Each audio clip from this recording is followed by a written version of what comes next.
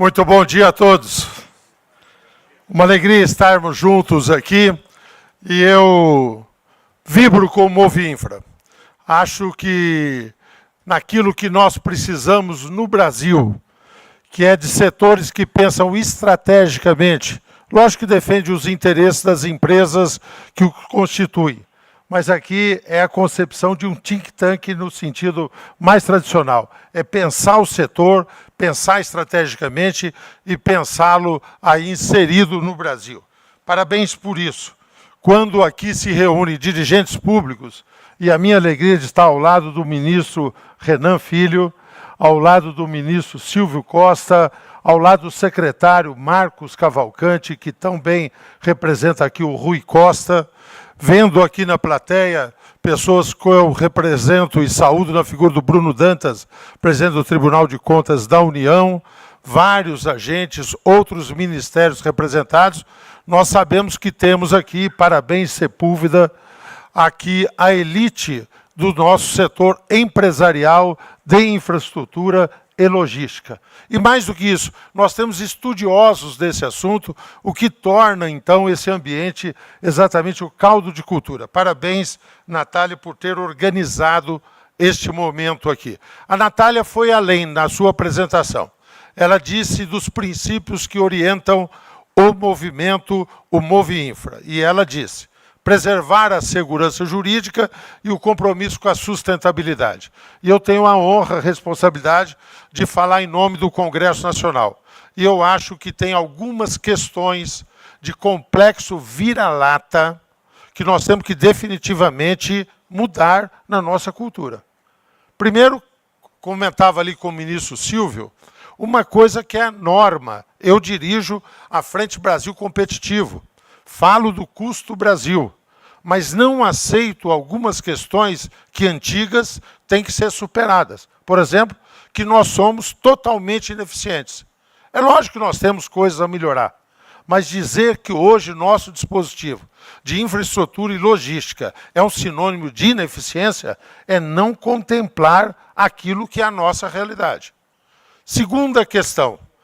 Nós, muitas vezes, temos analistas, e se pegar nos jornais, isso é largamente utilizado, dizendo que nós temos uma profunda insegurança jurídica no nosso país. Não é verdade. Nós temos um judiciário que, no meu entender, e falo com total tranquilidade, ainda é moroso, é intensamente recursal. Acho que nós temos que simplificar isso, tem que ser feita a lição de casa. Mas nós temos um grau de segurança e de estabilidade que poucos países dispõem. Isso é totalmente relevante.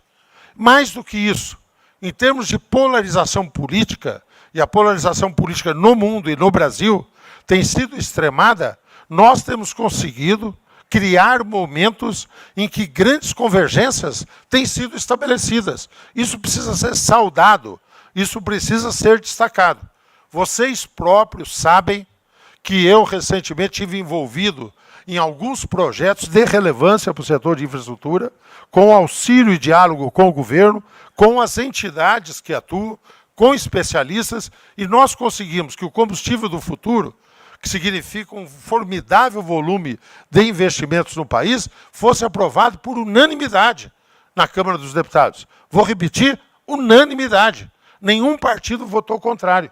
Nós tivemos um momento em que marco regulatório do hidrogênio, outras questões se avançaram, e com larga e constituinte maioria em que deixou de se discutir a matéria com o olhar de ser de governo ou de oposição e passou a se discutir a matéria como interesse do Estado. E isso demonstra que nós podemos, com isso, constituir instrumentos, inclusive legais, além de toda a questão infralegal, de portarias, de iniciativas, de políticas que tenham previsibilidade, o que é uma coisa fundamental para ter investimentos. O ano passado, quando nós nos reunimos aqui, eu assumi um compromisso, e acho que entregamos, né, Natália? Que era a aprovação das debêntures de infraestrutura. Não vou me detalhar nelas. elas começam a ser utilizadas agora, vão substituir as debêntures incentivadas, que são a principal forma de investimento, o principal instrumento do mercado de capitais para o setor de infraestrutura, e ao contrário daquilo que são incentivados, vocês sabem, mas uma outra pessoa não tem o detalhe, falo muito rapidamente, elas não são de investidores individuais, são investidores institucionais, é outro bolso, com outra profundidade. O dispositivo foi totalmente alterado. Antigamente, cada projeto tinha que ser aprovado. Agora, há uma lista anterior de pré-aprovação. Todos os ministros concordaram com isso. O papel da Casa Civil, eu agradeço muito, Marcos, a você particularmente, foi decisivo para que isso pudesse ser feito. Uma regulamentação que dá um rito expedito a isso. E nós vamos ter a possibilidade de lançamento de títulos espelhos no exterior, nas debêntures, o que significa recurso a um custo mais efetivo. Nós entregamos isso. Debêntures foram aprovados por praticamente unanimidade. Por isso que nós vamos, juntos com vocês, dar um passo adiante. Já deu o recado aqui o Sepúlveda, e eu a ele respondo. Ele diz o seguinte: lei boa é lei velha. Depende, Sepúlveda. Tá certo? Lei nova também pode ser boa. Mas nós não vamos fazer uma lei nova. Nós vamos aperfeiçoar o que tem. Afinal, aqui, a Natália e você falaram bem.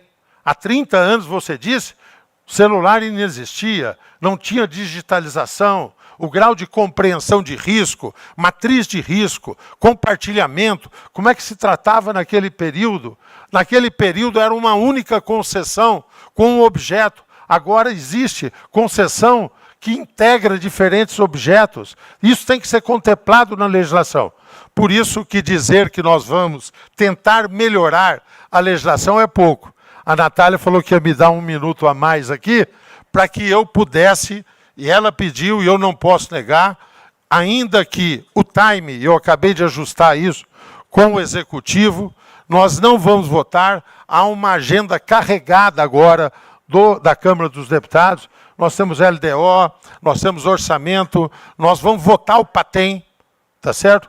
Nós vamos votar a reforma tributária, concluí-la, que foi tão bem destacada aqui, tá certo? Nós estamos regulamentando a questão das emendas para garantir esse compromisso também com transparência e compartilhamento de responsabilidades. Então, nós vamos tratar disso na retomada dos trabalhos de uma forma definitiva. Mas vamos, em fevereiro, que é quando efetivamente os 30 anos se completa, nós vamos buscar aperfeiçoar em diálogo, repito mais uma vez, com o Executivo, com os órgãos de controle, ouvindo a todos, ouvindo principalmente aos senhores, que no cotidiano convivem com isso, aperfeiçoar, não é mudar, não é uma nova, mas aperfeiçoar a legislação sobre PPPs e concessões, para que esse instrumento, que está sendo bem usado, possa ser largamente usado, para que as pendências que temos jurídicas, e temos vários casos na justiça, vários desafios, possam diminuir e possam ter celeridade. Por isso que nesse projeto, e aí eu cumpro aquilo que eu havia combinado com a Natália, falou, pelo menos alguns pontos você tem que apresentar. Arnaldo, vou falar de uma forma muito sucinta, porque vamos trabalhar. Mas o aperfeiçoamento vai no sentido de possibilidade de compartilhamento de risco em concessões comuns. Isso é fundamental. 2, concessão multimodal. Reequilíbrio cautelar dos contratos de concessão. Possibilidade de receitas acessórias, que hoje estão só compromissados com aquilo que é a diminuição da tarifa, possa ser compartilhada parcial ou integralmente com o concessionário, como uma motivação. Fixação de prazo, Bruno. Fixação de prazo para que os órgãos de controle se manifestem sobre as concessões. Nós vamos ter que dialogar muito sobre isso, mas é absolutamente necessário. Nós vamos estabelecer a possibilidade de concessões por adesão. Vamos estabelecer a possibilidade, vamos discutir. Mas eu estou falando afirmativamente porque estou muito convencido desses pontos que foram trazidos pelos senhores na lida, na prática cotidiana que tiveram. Possibilidade de aportes de recursos em concessões comuns, tá certo? Efetividade nos pedidos de Reequilíbrio econômico e financeiro. Se nós estamos estabelecendo, diante dos pedidos de reequilíbrio econômico e financeiro, prazo para que sejam julgados e deliberados, ninguém vai poder sentar em cima mais. Por outro lado, responsabilidade no pedido. Não dá para fazer pedido por pedir. Não dá para fazer pedido só para postergar obrigações. Isso terá que ter sanções e critérios estabelecerão isso. Novas formas para facilitar a transferência de controle. Todos vocês já vivenciaram situações como essa. Acordo tripartite mais consolidado entre financiadores e garantidores, poder concedente e concessionário. Casos e estabelecer bem precisamente na lei, prorrogação emergencial de contratos de concessão. Prazo para decisão sobre o pedido de homologação de reajuste de tarifa, que muitas vezes também prazos são feitos e o poder concedente não diz sim nem não. Senta em cima disso e isso traz uma instabilidade muito acentuada. Aprimoramento das regras sobre intervenção na concessão, extinção da concessão por relicitação ou acordo entre as partes. Vedação de recuperação judicial para os concessionários, isso já tem, mas vai ficar mais estabelecido.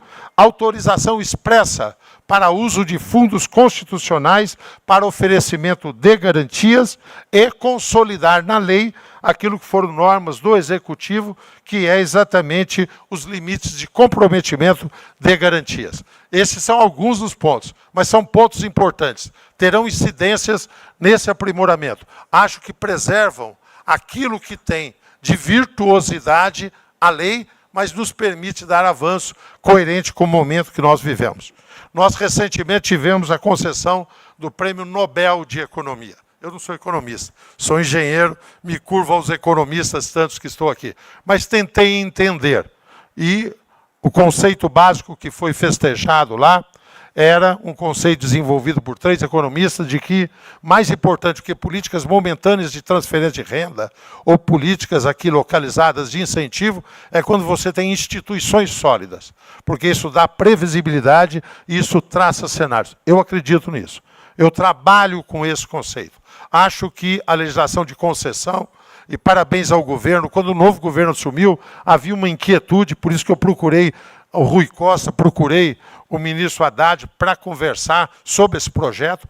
Esse projeto, esses pontos que eu apresentei aqui agora, não são fruto só do diálogo que nós tivemos com as entidades, mas do diálogo com o governo. Foram identificados 90% deles já estão de acordo com o governo, foram construídos em conjunto, e o Marcos Cavalcante acompanhou isso muito de perto, a Ana Patrícia e o Gustavo, que estão aqui representando o secretário Marcos Pinto, do ministro Haddad, acompanharam isso para e passo também, tá certo? Ou seja, nós defendemos as instituições. Por isso que eu quero deixar também um recado aqui, me permita. Agências reguladoras. Todos nós sabemos das agências reguladoras, o conceito que elas significam. No meu entender, agência reguladora rima com concessão, porque a agência reguladora é órgão de Estado, não é de governo, e concessão não é um momento de governo, é de Estado. Agências nossas têm problemas? Tem. Por exemplo, nós não estamos dotando ela de recursos humanos e financeiros tantos quanto deveríamos. Acho que precisa repensar. Agências reguladoras têm que ser aperfeiçoadas, mas mudar o conceito de agências reguladoras e permitir que elas tenham um novo momento de captura política ou institucional não faz parte do que eu acredito. Eu vou lutar pela defesa da autonomia, aperfeiçoamento das agências reguladoras. Muito obrigado a todos.